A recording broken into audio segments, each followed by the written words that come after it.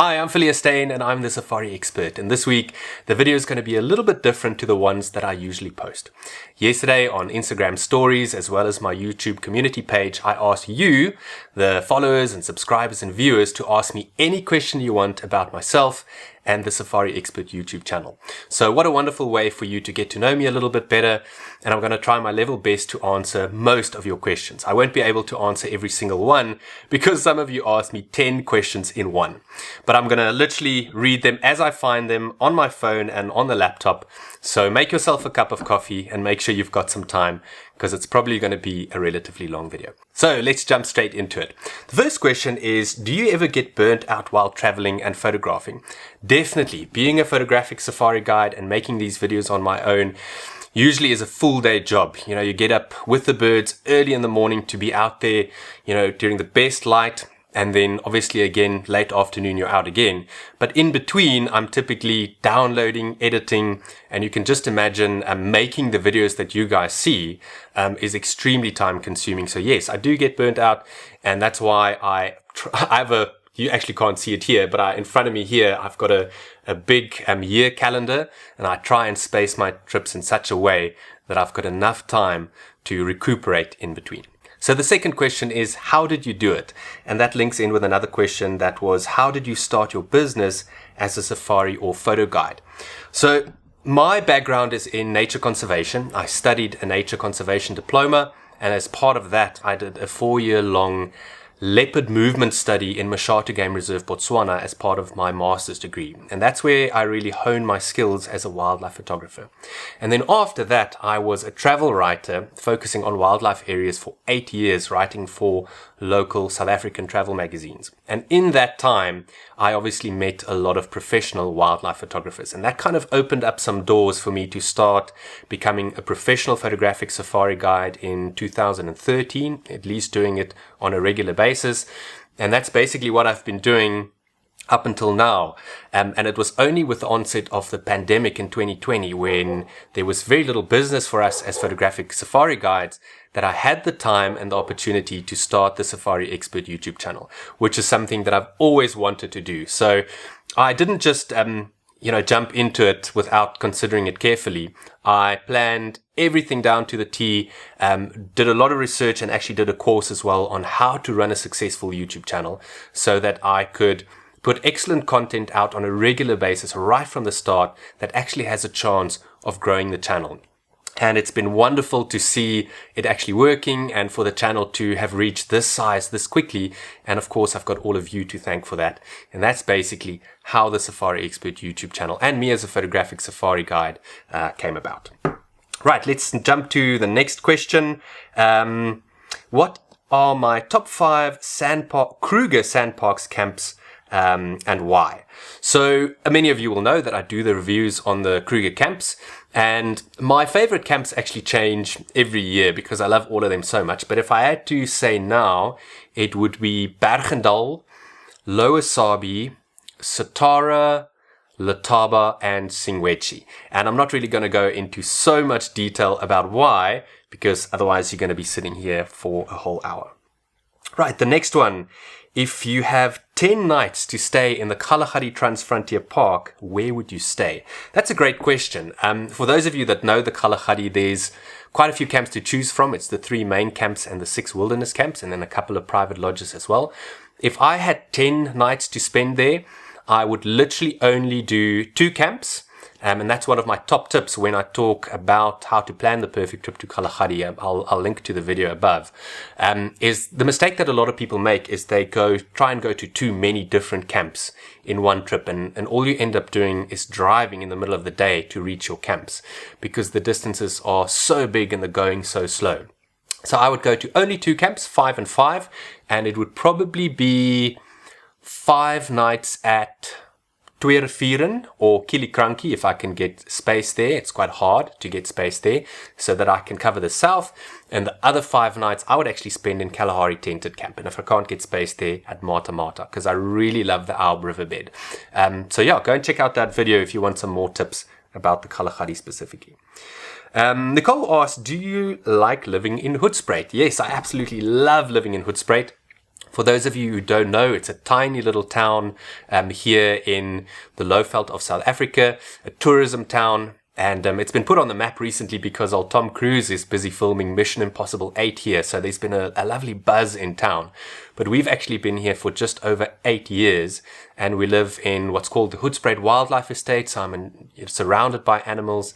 So yeah, we absolutely love living here. And one of the great advantages about being here is that I'm so close to the Kruger National Park and a lot of the private game reserves like the Sabi Sands and Timbavati and Manyaleti, where I love spending time as well.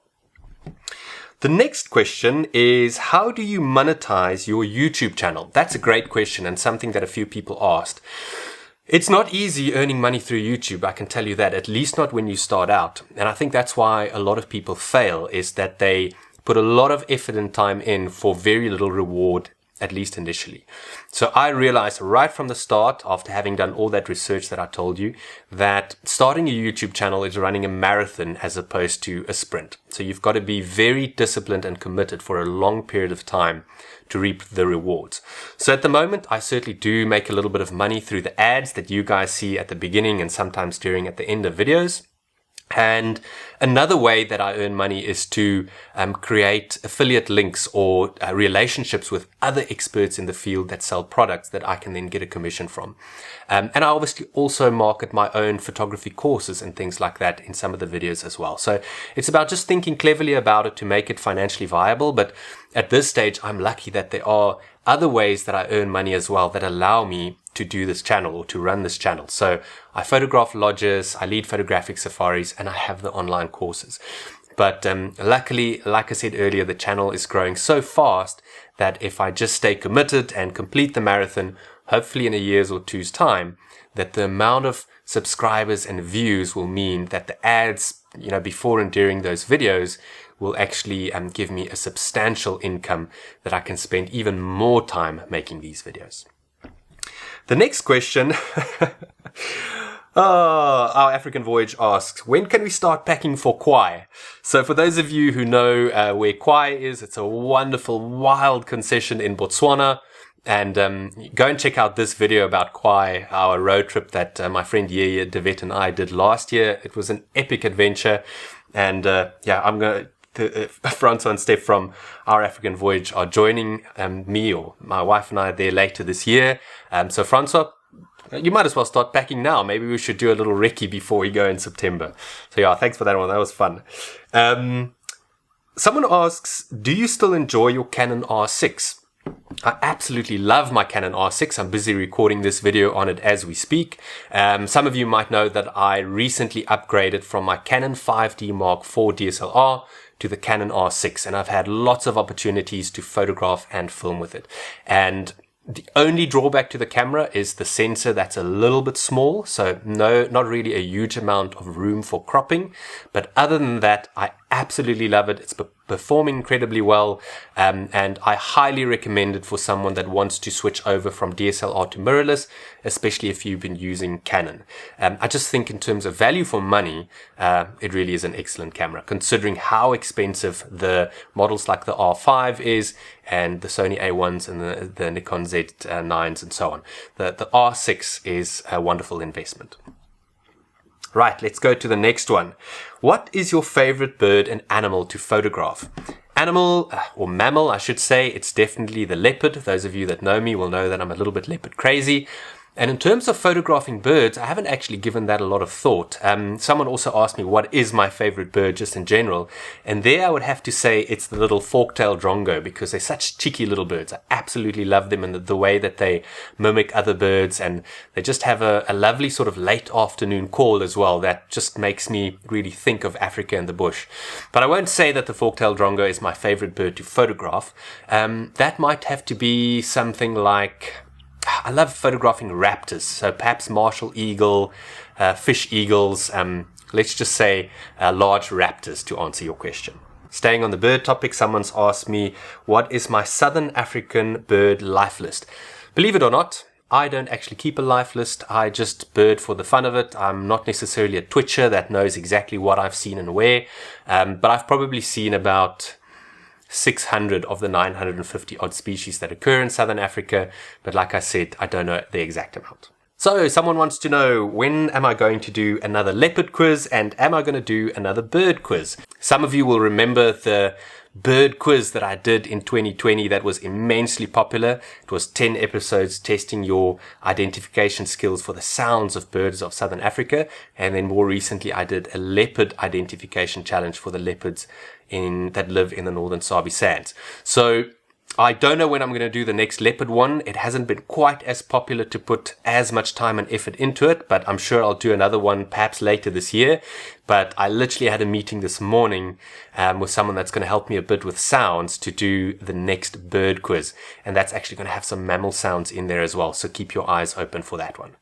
Right, Jason wants to know, what is my favorite park in South Africa?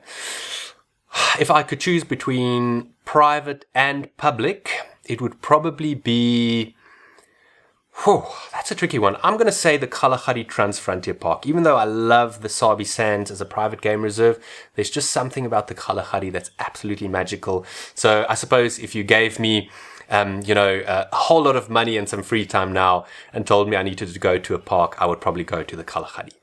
So someone asked me, what is the most difficult animal for me to photograph? And I would have to say it's the buffalo.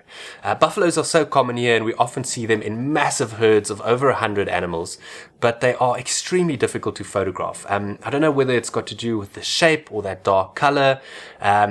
So yeah, definitely the buffalo. And I would say actually wild dogs as well, because even though they're really beautiful, they're constantly on the move. So with wild dogs, it's really difficult just keeping up with them. And with buffalo, it's got something to do with the darkness and those big sort of lumpy shapes of them. And remember, because they typically always occur in big herds, there's often ones behind them photobombing the ones with the beautiful horns that you're trying to photograph in the front.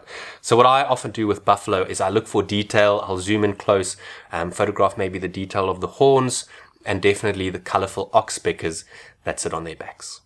Haley asks an excellent question. What is best for self-drive game drives, a beanbag or a pool noodle? So for those of you that don't know what a pool noodle is, it's basically a floating device for kids playing in a swimming pool. And some people will cut it and make a slit in it and then put it across the window. I've personally never used a pool noodle and I don't think it works particularly well, because even though you can rest your camera on it, it can't carry the weight of the camera. So that still puts kind of stress on your shoulders and triceps and everything. So ideally, get yourself a proper big bean bag, one of those U-shaped ones or horseshoe-shaped ones that go all across, so that you can literally rest the whole camera and lens on the beanbag and take your hands off, because that will allow you to not only get rid of that weight on your shoulders, but also to let go of the camera when you take a shot. And that means that you can photograph at much slower shutter speed. So definitely beanbag over pool noodle.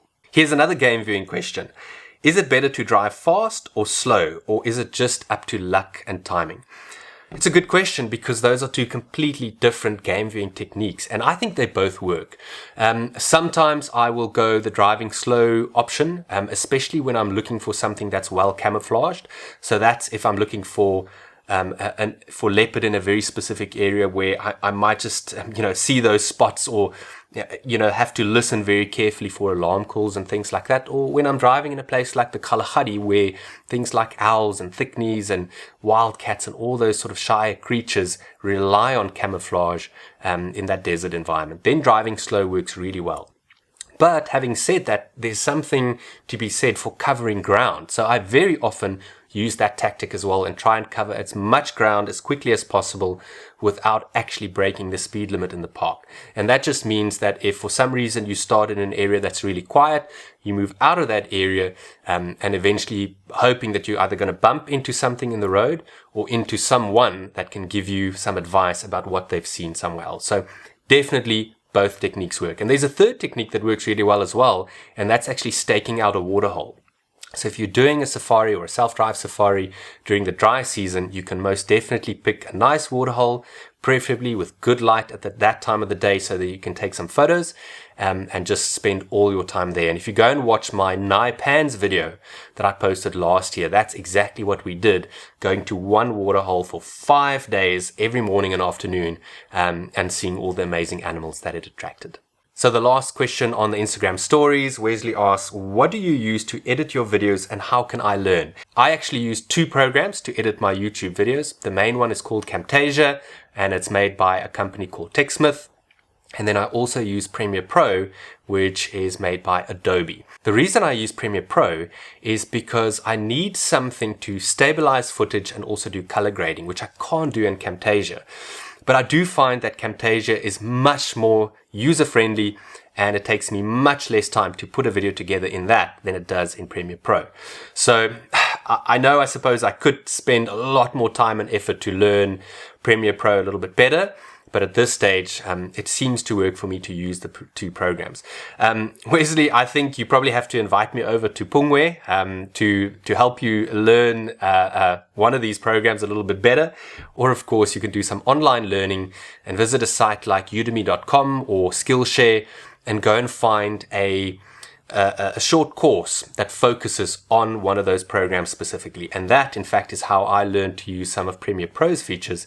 I just enrolled on a Udemy course on how to use it. Right, let's jump over to the YouTube community question specifically.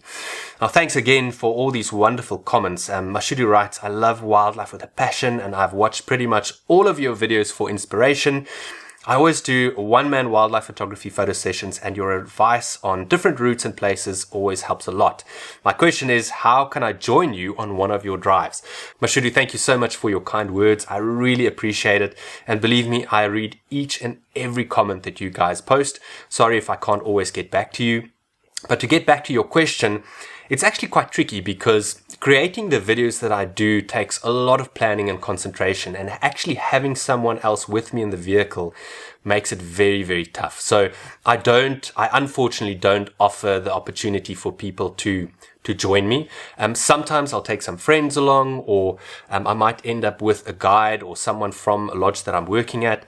But other than actually booking a photographic safari with me, which I'll probably speak about a little bit later on, it's hard to actually get into a vehicle with me. But I'm really glad that you can live vicariously through these videos and that they help you have better experiences when you're on safari. So Arjun asks, hi, I love taking photographs in the wild. However, at times I get blurry and soft photographs. What do you think the reason for this is?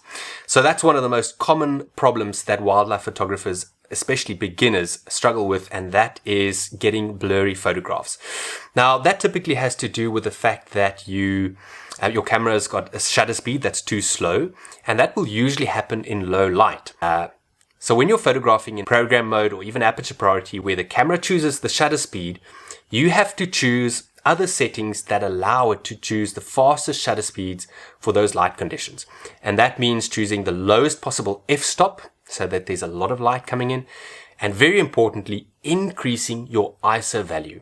A lot of people photograph at low ISO values like 100, 200 or 400 because they're scared of getting grainy photos. But if you go to 800, 1600 or even as high as 3200, you're going to get a much faster shutter speed. And that means less chance of getting blurry photographs.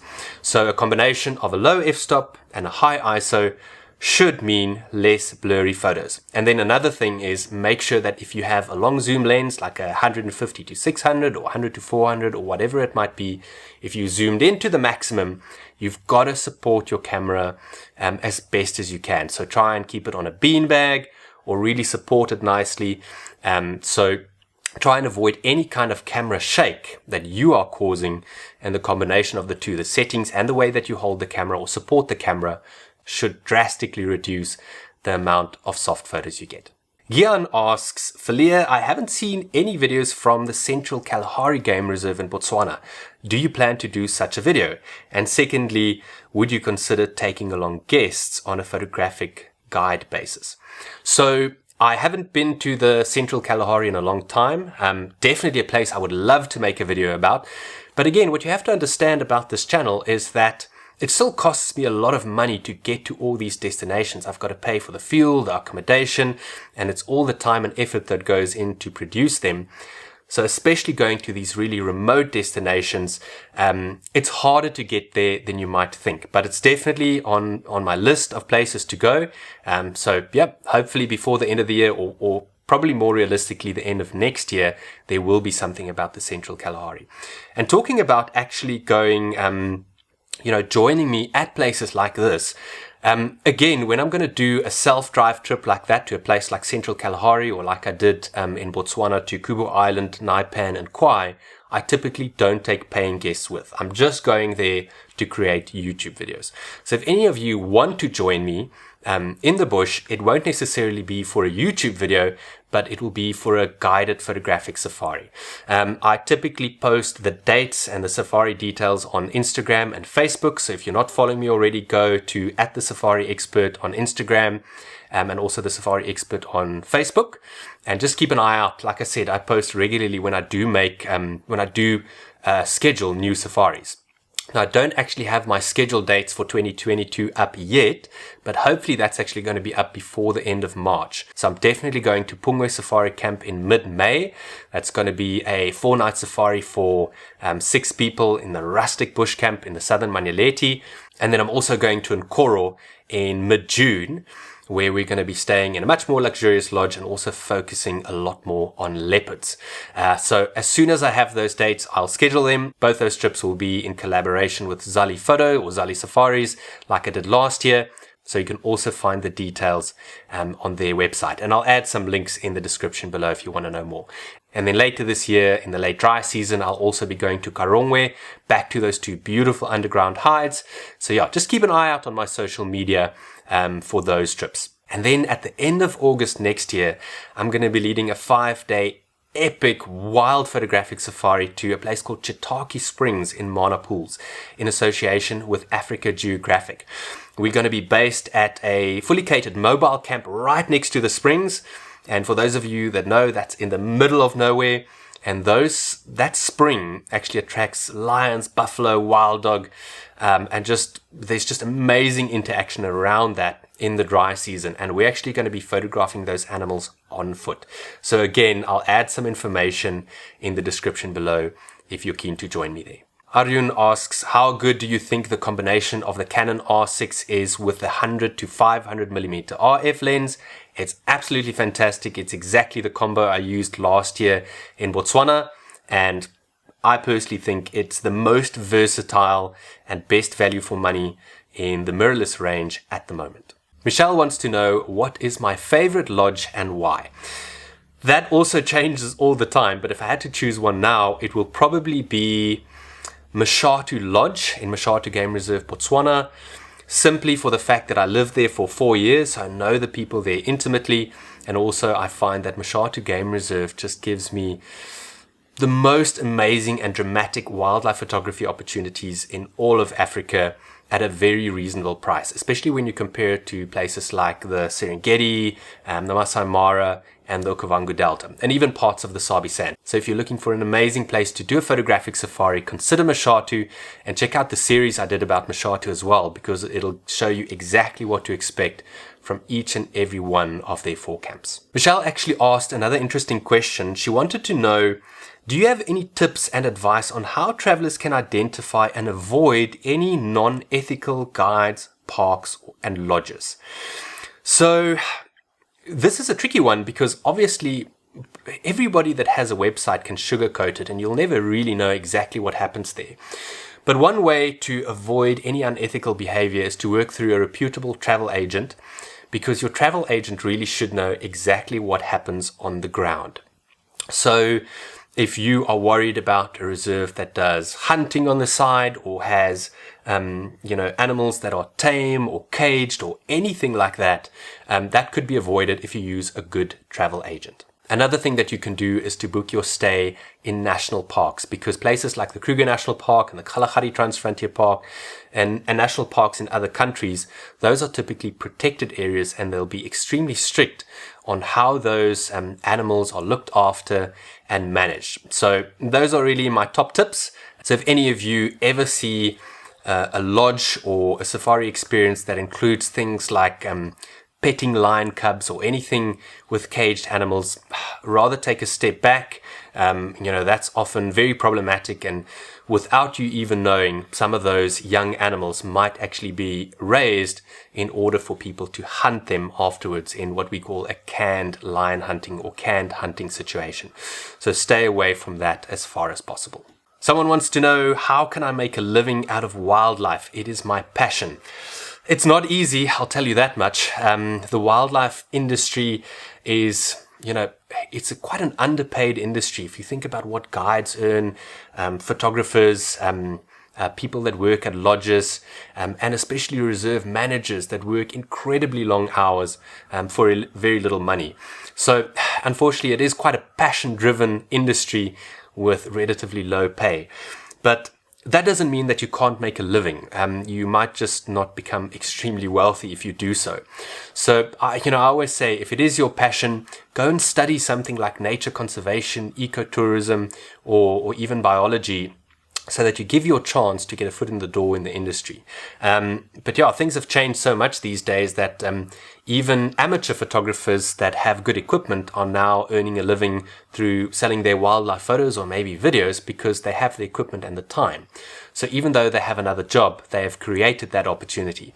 So sometimes you've just got to be, think about what those opportunities are, and before you know it, you might be in the industry without even having studied anything to do with wildlife specifically. But yeah, reaching out to people like myself or other experts or professionals in the industry always helps. And there are the odd internships as well, even though I don't offer it myself, where people can kind of get a feel for what it is like to work in the wildlife industry. Right, and the last question is by Teresa. She wants to know, what is my favorite African dish? That's a no-brainer. It is pap. And for those of you that don't know what pap is, it's basically a maize dish that looks a little bit, and tastes, I suppose, a little bit like polenta. And there's many different ways that you can do it. And I love eating it with a big dollop of butter and some apricot jam. Guys, thank you so much for taking the time to watch this whole video. Hopefully you've learned a little bit more about me. You're always welcome to send me a DM on Instagram or a message on Facebook or even a WhatsApp if you've got my number. If you've got any questions, just the other day I was in Satara Rest Camp in the Kruger National Park, and a lovely couple walked over to me just to come and say hi. And I don't think you understand how much that actually means to me, because what it tells me is that what I'm doing by posting these videos are actually reaching the right people and that it's worth it. So please, if you ever spot me in the Kruger National Park or wherever we might be, come over, come and say hi, and feel free to contact me. If it takes time for me to get back to you, it's probably because I'm in the bush and not close to signal, and also realize that the amount of comments that come through every single day on all these videos that I've posted is actually in the hundreds. So I have to find time to actually answer some of them. So if I don't get back to you, I really apologize. But yes, I'm always here to help answer questions, and most importantly, to help you have a better safari experience. Remember to go and check out the links I've posted in the description below. And as always, like this video, subscribe to the channel, and leave me a comment below. Have a wonderful day. Until next time.